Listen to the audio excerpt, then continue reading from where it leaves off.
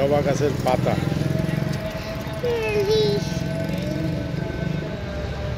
ভেরিয়েগেটেড leaf.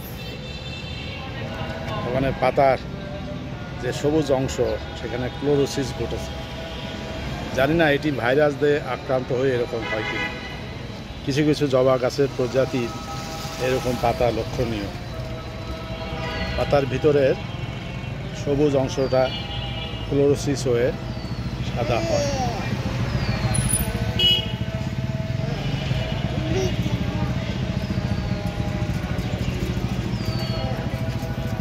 এটি পুরাটাই সাদা হয়ে গেছে।